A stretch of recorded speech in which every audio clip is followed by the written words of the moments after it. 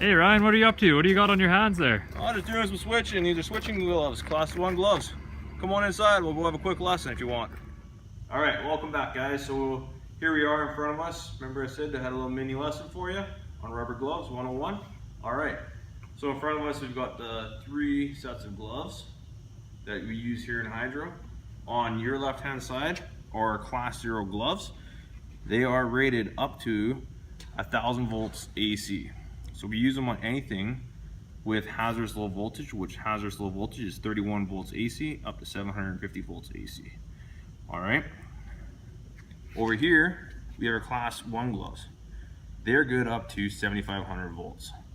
They're used by PLTs and electricians to do switching out in the field or even possibly applying grounds to the ground riser.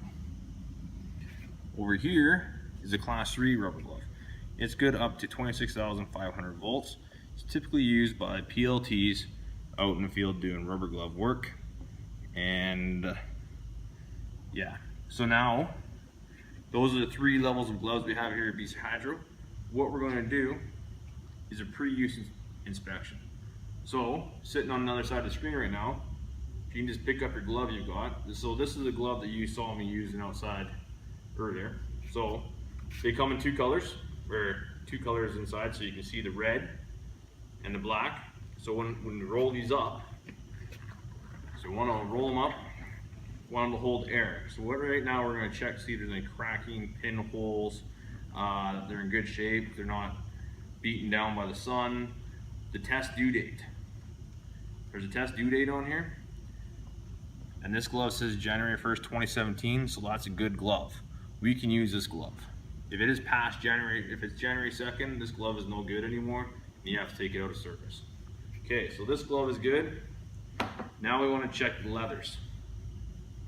Each leather, so the same thing for each of these would be done. You're going to check these for rips, holes, cuts, scrapes. They're in good shape, they're not oily.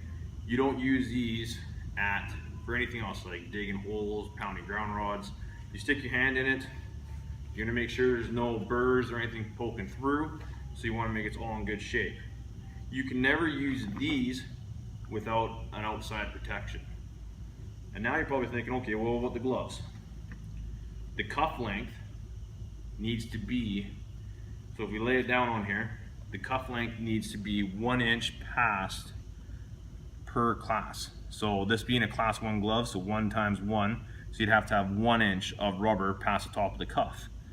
This one here, being a class 3 glove, it's 3 inches, or class 3, so 3 times 1, so you need to have about 3 inches past.